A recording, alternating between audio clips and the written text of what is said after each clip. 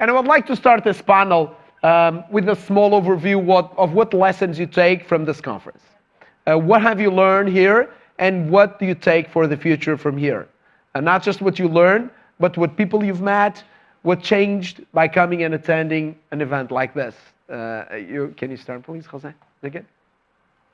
Yeah, sure. Well, we have learned a lot. Okay. This is an important meeting, and I want to thank you personally, Nuno, because the students have to improve on the professors. So I am so happy to see you doing these things and to take Portugal worldwide with all these ideas, and people who have actually studied here, like the One Skin people. You know, it is incredible. Or the professor from also the University of Porto, Elsa. So many things are happening. I think this is just the beginning of this exponential curve. So this will continue. This is growing. 10 years ago, there was only one longevity conference. This year, I have been to 10 conferences, and this is just me. There are about 10 other conferences I couldn't go to. So imagine, this is incredible. But then really the first longevity conference in this sense was established by Aubrey de Grey at Cambridge University. So since that time, now at least 20 conferences this year. Actually, I say too many.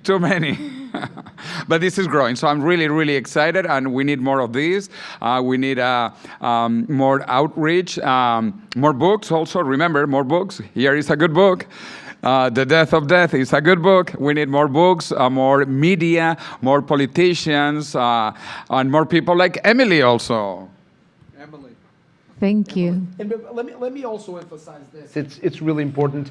Jose's book, and he's always talking about book, but I want to be clear on this. I did read the book. It's an amazing book. It really makes a fantastic introduction on the topic of why the death of that might indeed happen.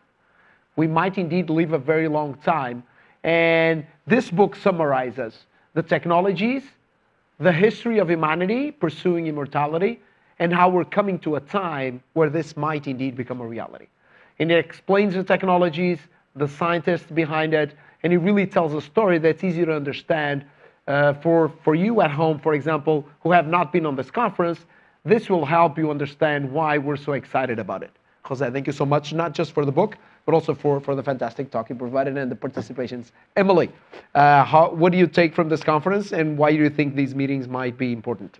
So first of all, I want to thank you for inviting me, and I've been online attending as a panelist and a speaker several times. So this is my first in person, exactly. And it's just a completely different experience. Yeah. Just the fantastic meetings I've had here. I mean, I arrived one day later because of travels, but just awe-inspiring meetings. The energy, the synergy, and the inspiration that flows across cultures and ages and fields. It's really inspiring. Thank you. Thank you. Fantastic. Dear Rudy, you have also been, as Emily, on previous events digitally. What do you think? Why do you think this might matter for some people attending online? Why are these meetings and these gatherings valuable? And what other things do you think can help us improve in the future? That question is for me, Nuno. For you, Rudy. Yes, for you, Rudy. I think so. To visit that. Yes, I can. Okay, do we have feedback? How's the sound quality? Yeah, that works. It's hard to overestimate the importance of these kind of gatherings where basically like-minded people deal with the positive possibilities of human potential. This is some of the smartest people maybe on the planet in the most important fields there are, trying to figure out how we can actually be around and youthful and intelligent and apply our rational minds to the engineering problems of aging and death. It seems pretty obvious to most of us on this conference, I would gather, that those are simply engineering problems. It's not necessarily something that's magical. There is no magical life force. A lot of the superstitions that, quite frankly, still rule most of the world unfortunately, I think we have to deal with as a legitimate roadblock to progress in this area. It doesn't mean we need to tick people off unnecessarily, but we do need to realize that science, the attitude and epistemology of evidence has to move forward. We cannot be held back by people whose thinking is still rather medieval. That's my observation. And again, thank you for the work you're doing and each of you are doing on the planet. Thank you, Rudy. Thank you so much. Dear Bill, Yes. you want to share your thoughts? Well, the one thing that I noticed about this conference is the passion that exists. I mean, there's been a lot that's gone on in the last 2 days, but most notably was listening to Aubrey just talk. I mean, the amount of determination that he has is just amazing, given all the obstacles he has and stuff like that. But he's not giving up, and I think that's really great. And your introduction to Aubrey was really great too, because it talked about how things have changed a lot. In the beginning days, when me and others were, including Aubrey, were getting into this, it was like almost an embarrassment to have to tell people that we were actually doing research like this. And now it's a whole different world. So that's very exciting. And I think that meetings like this are going to only continue that. And I'll tell you, if I had $1 billion, I'd keep half of it and give the other half to Aubrey de Grey and his foundation. But I think it's going to achieve amazing things. Very much true. Very much true. Yeah, and we have to convince the investors that it is worth investing on this area. As Bill Falloon did provide a couple of slides talking about the billionaires, millionaires and billionaires that lost the opportunity to live such a long time. Why does it, why did they keep the money there? Why didn't they donate, right? As Bill is saying, why didn't they donate? I hope you're not asking me that. Yeah, that's the question. That's the question, right? I hope they're listening to us online. And they say, you know what? I'm making a difference. I'm donating. Yeah, and it's not just a donation. It's an investment, right? What if they knew they would be able to live for a very long time if they invested $1 billion? We're talking about people with a net worth of like 10, $20 billion, some of them. Why didn't they decide to invest? They didn't understand the science. They didn't understand that life is going to be amazing in the future. What's wrong, right? What's going on there? And they had the money, as Bill was saying, they had the money to make a big difference. Yeah, that's a question. I don't have an answer. Beautiful. So coming back to the panel, guys, can you please get me the panelists on the screen? Thank you. Tori, can you hear me? Yeah. And there's Domenico. I was waiting for Domenico. Domenico is there too. Tori, your thoughts, please. I guess two things. First of all, there was a time when I felt like something of a maverick in the world of the medical device startup community. I felt like there was a lot of risk aversion in the community, and I had felt somewhat stifled creatively and maybe ambitiously. I think that over time, thanks to communities like this one right here, I've started to realize that a lot of that was internal. People generally seem to want progress to happen. And I will simply say that it's quite humbling and it's an honor to be in this company now. And interestingly enough, recently I've been pondering, imagine if we get to a point where we are slowly uploading our minds, right, into some form of AI. Wouldn't it be interesting to slowly be training up an AI to sort of become ultimately a representation of yourself? And then potentially, if your physical body was withering away, what kind of a ceremony would you have, sort of saying goodbye to your old body and also sort of shaking the hand of this new version of you that's going off into the cosmos? Anyways, who knows if we'll get to cross that bridge, but I'm glad to be here with you now. So much. Thank you, Tori. Thank you so much. Dear Domenico, you want to share your thoughts, please? Yeah, I would like to, even though it has been a very complicated weekend, so I couldn't follow all I would have liked to follow. On top of that, my presence here was originally connected to Denisa, as you know. So I'm sort of with only one arm in this experience. So I would say I'd rather comment on whatever you might think I could do, considering that I am a musician and I'm in connection with this incredible group of people that are projecting their ideas of making the human superhuman in some way. I don't know if I'm using some weird words compared to what you are doing. So I don't know, what can I say? Do you have a question for me to give me? Yeah, I do have a question. And the plan was back in 2019, in one of the breaks, we had a person coming on stage and doing music to show you that, for example, music can really change our mood.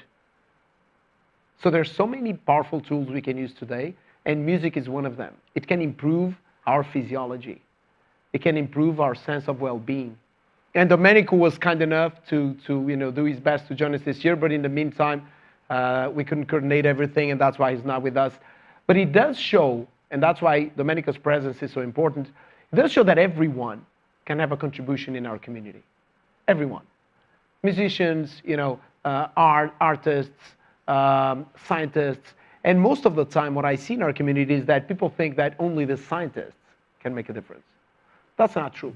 The marketeers, the businessman and woman, everybody has a skill that allows them to bring value to the group. And I think that's very important for every single one of you to understand, because it really brings you into an active role. You're not just learning, you're helping us build a better future for everyone. And Domenico, I want to thank you for taking the time to offer to come and do your best to join us. In the end, we couldn't bring you on, but it would be fantastic to have you in person over here. With pleasure. That would be great. Thank you. Thank you. And Emily, you two, play with the borderline of what can be used in our health, right? When you work the environment of houses for your customers, and you create a healthy environment, something that people don't even consider, right? A home is a home. But Emily says, no, it's not true. We can create a healthy home, a home that can improve your quality of life. You want to tell us a little bit about your work and what you do on those areas? Yes, so there are many aspects of this. One thing that I am practicing more and more myself is detoxifying your home and not using toxic cleaning products, for instance. Or candles that are also, there are certain, you can, unless you are experts in this already, as I assume many of you are, you can research what to remove from your home environment to make it more healthy. And then what I focus on even more so is the balance and the harmony of your home and how that affects you.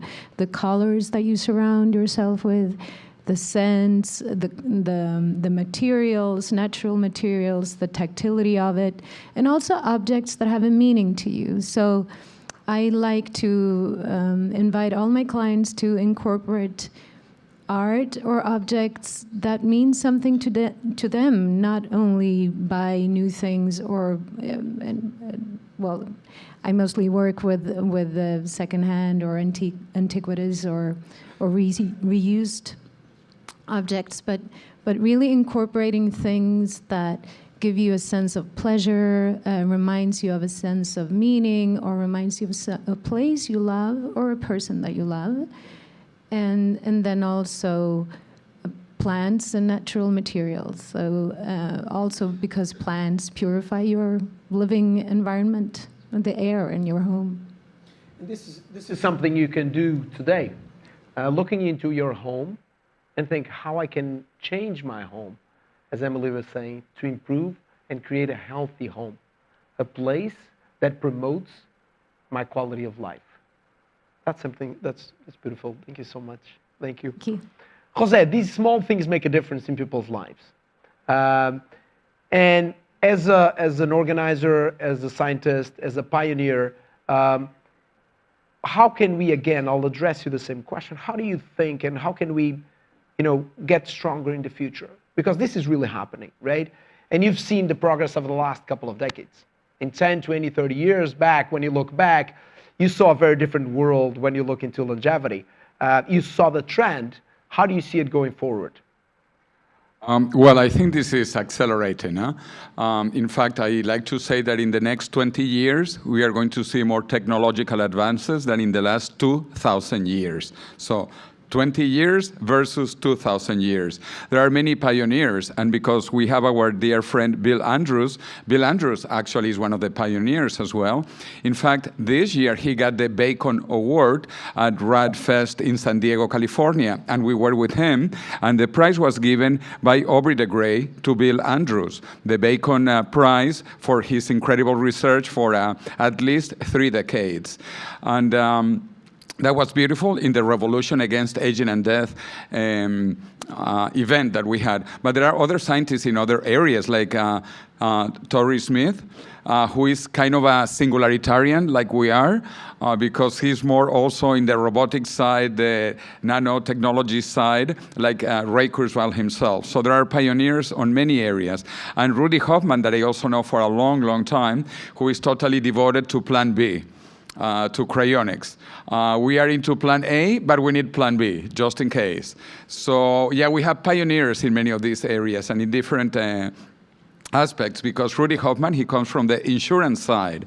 But we also heard Greg Fay, that comes from the scientific side, also into cryonics. Or we heard from Paul Spiegel, who comes from the legal side into cryonics, and how we need a marketing approach. So actually, I think we need a lot of more marketing, positive marketing for longevity, positive marketing for cryonics.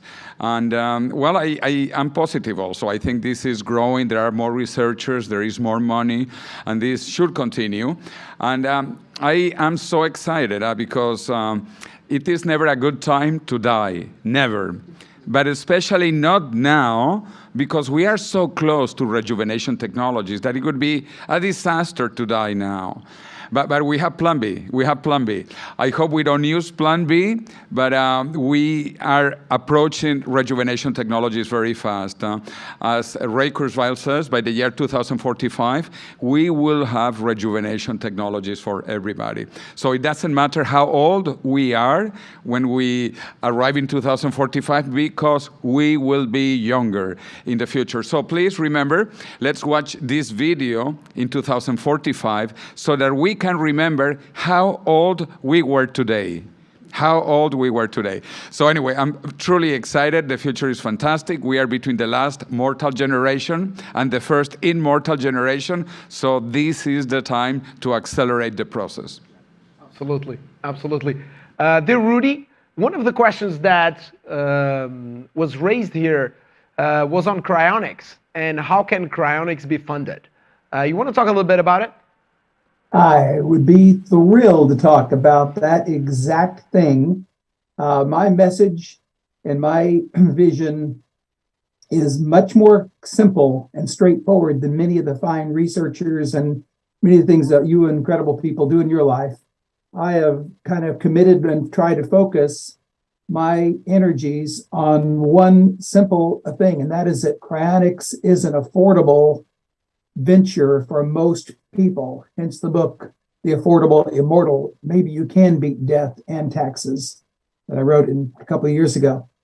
The basic idea is, of course, is that cryonics, while it is a fairly costly adventure, through the leverage of life insurance, all of a sudden becomes quite affordable to the vast majority of people living in, call them fairly in first world, most first world countries. And especially for those who you might be who are listening and who are in Europe now, there's a tremendous operation that's occurring. Tomorrow Biostasis, which I have no direct relationship with. I'm not selling life insurance for them because they're in Europe and we operate in the United States. But Tomorrow Biostasis, I want to put a word in for, because they basically have had an amazing amount of growth in a short period of time. They're basically doing cryonics in Europe, and they've made again, using the leverage of life insurance, they've made this very affordable. And so basically, and if you're in the United States, once again, you can get this bracelet on your wrist. And I want to explain that cryonics is a real binary thing.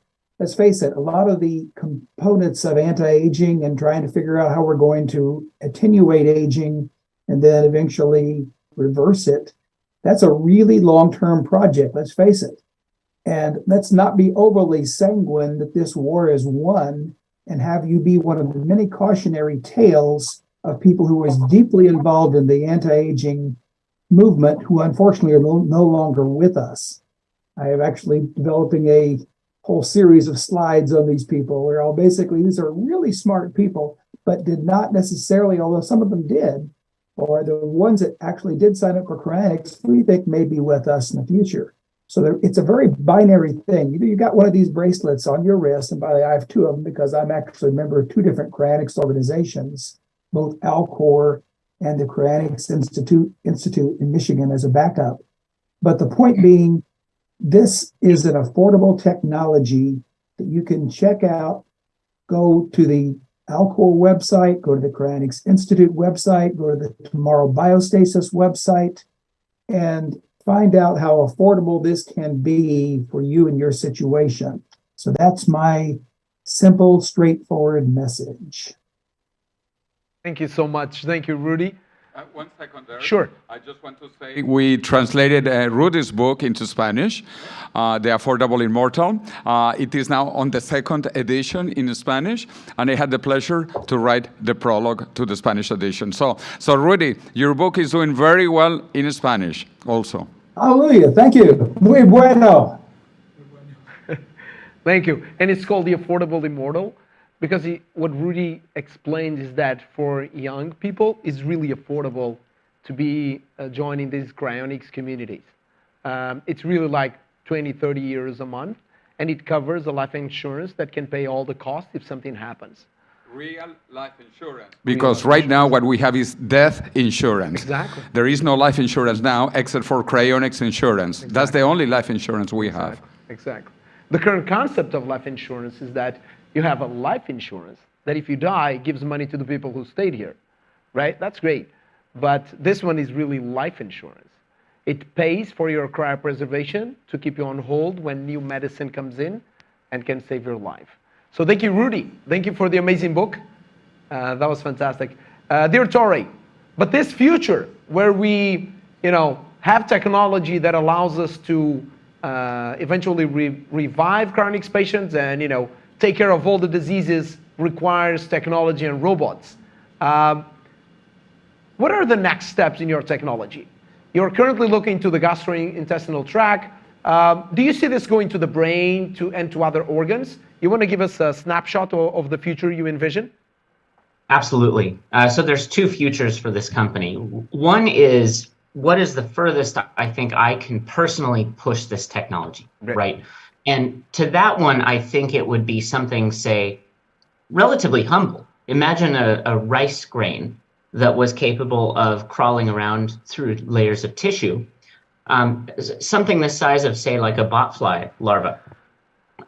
You could probably use a platform like that to do surgery, right? I mean, almost imagine if you could hijack a botfly larva itself, send it deep into the brain, and actually have it attack a tumor instead of just sort of hollowing out a cavity, right? Yeah. It's very interesting to see where the mechanical and the biological might overlap. But then beyond that, there's the obvious deep dive.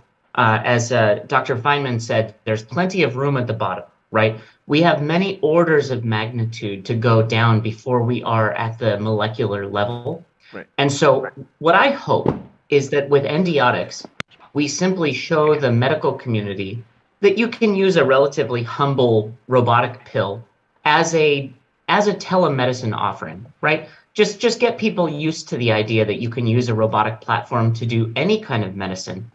And then I'd like to see what the future students and engineers come up with, because nothing would please me more than for people to tell me that it's time for me to retire and get out of the way because our technology is just completely obsolete, right? I just want to make this normal.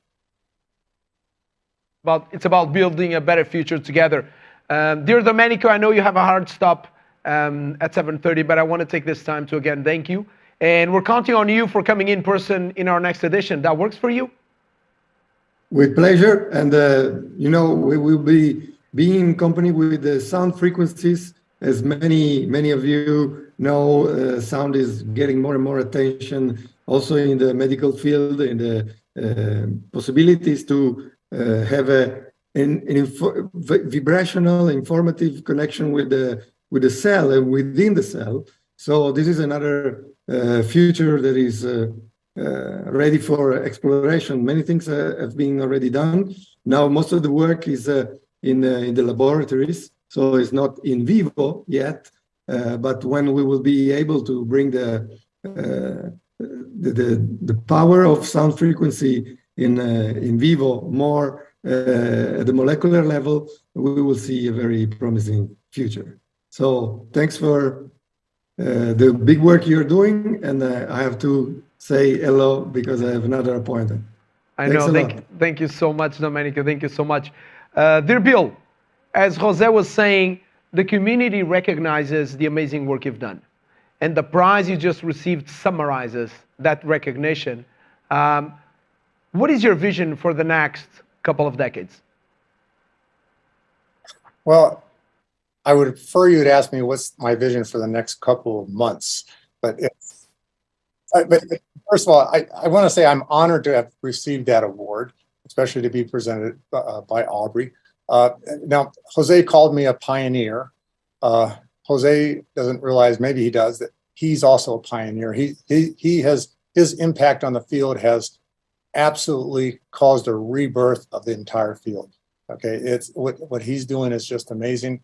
But as a pioneer, I don't want to end up in Rudy Hoffman's slides of the people that passed away that have been working on trying to cure aging. I have every intention of not being there. But I think that the word pioneer is unfortunately implying that it's taking a long time, okay? Because we're pioneers because the field's existed so long. The field's going to end when we actually do find a way to cure aging. And I want that not to happen in the next few decades. I want that to happen in the next few months. And it's all funding. You know, it's like we have brilliant brains, Aubrey, me, of course I want to be modest here, but Greg Fay, Liz Parrish, on and on, Nuno, you. I mean, we've got a lot of really great thinkers working on trying to cure this aging, and I just can't imagine the possibilities that we could achieve if we had the funding to allow us to do everything that we can imagine. So that's the thing, and I think that we could have some major impacts done in just a few months, not a few decades. Absolutely, Bill. Thank you so much again. And to finish, I'll just go around the panel for some very quick final thoughts. We're a little tight on time, but very quick final thoughts. Would you mind the mic? Yeah, Emily, some final thoughts you would like to address to our audience. That's a good one. Well, the remembrance, well, so I don't know if that was spoken about yesterday, but one thing that really helps me, and not only in my day-to-day life, but also in really the pursuit of a more balanced and joyful life, is not only meditation and taking care of my inner and outer space, but it's also the appreciation for beauty and whatever that means to you. So that's a little seed I'm planting for you tonight. Beautiful. Thank you. Thank you. Thank you. Beauty is so important in our lives. It's true. Jose, some quick final thoughts. Well, I hope that everybody remains alive and that next year comes to Healthy Masters here in Portugal, or to Longevity Summit Dublin, or to Longevity Summit Madrid, or to RADFest, Revolution Against Aging and Death, or one of the other 20 conferences next year. So you have to come to this conference to learn more, and also to read my book next year, finally in English. Finally in English. So actually, I recommend that you read it in Chinese, Spanish, Portuguese, French, Russian, Turkish, Arabic, but it will be in English next year. So that's my consolation for next year. But do come here and go to the other conferences. We need to keep on building the community, supporting each other, and changing the world. This is our mission. This is our purpose. And as I said before, if it is not you who will be it? And if it is not now, when will be it? So let's do it now, and it is all of us together. Brilliant. Thank you so much. Thank you. Dear Rudy, some final thoughts? The profundity and depth of this group is really impressive, and quite frankly, it makes me very modest about my own sense of depth and accomplishment. Let's face it, we all think we all are special, but when we realize, when I see, for instance, the depth of a public intellectual book, I've been reading Homo Deus by, some of you may have read Harari's Homo Deus, and it makes you realize how high the bar for genuine being a public intellectuality is. But this is us. I love the fact, you appreciate the fact each of us has our contribution to make. I finally realized I don't have the goodies to be a public intellectual. I don't have the goodies to be a scientist. I do have the goodies to express one thing over and over. That is, you really need to find out how affordable cryonics might be for yourself. If this is a fit right now, if it may be a fit right now, that's okay. If it's a fit in the future, at least you'll have done some research so that when the time comes for you to pull the trigger, you'll have done a bit of homework. So that is my request for you. So much. Thank you, Rudy. That was fantastic. Dear Tori, would you please be kind enough to share some final thoughts? Well, I would like to say that our first time speaking with you and in these wonderful groups that you assemble, I was literally based in my living room, and much of this art was on my wall in my living room, and we hadn't even raised $1 million at that point. But you gave us a stage, and through that, we've been able to make friends and collaborate with people all around the world. And now we've raised several $1 million, and we're in an 800 square meter facility here in the San Francisco Bay Area. And we are being able to take calls from the leading venture capitalists all around the world. So that's the value of this community right here. And we would love to participate in that. So please send me young entrepreneurs who are looking to raise money. We've built quite a network. And if there's any way that Endiotics or our extended network can be useful to this community, we would be so very honored to continue to participate. And let's fly out and do this in person soon. Absolutely, Tori. Thank you so much. Congratulations on the amazing work you're doing. And it's very much deserved. What you guys are doing is really pioneering and important for society. Thank you so much. Dear Bill, to close this panel, final thoughts. Well, I've heard a version of this said a few times already, but 150,000 people are dying every day from aging in this planet. And a lot of people are saying we should be spending our time on bigger, more important problems that exist in the world. But I think this is the biggest problem. And I've heard Aubrey say this too. 150,000 people dying a day is a major problem. We've got to work on it. And I think conferences like this is what's really going to help us all out in getting this research done. And I just want to, since I'm the last speaker, I just want to say, Nuno, this was a absolutely wonderful conference. And I think you did a fantastic job in organizing this conference. So thank you very much. So much. Thank you, Bill. Thank you. Thank you. Thank you, Bill. Thank you. Thank you for the kind words. And again, for our panelists, thank you so much for being with us today. For all of you, thank you for being such an amazing audience. It was a pleasure to moderate this panel. Did my best as I could, and I hope you guys enjoyed it. And I'm looking forward to see you, not just you in here again, but all of you at home. We have so many people attending at home.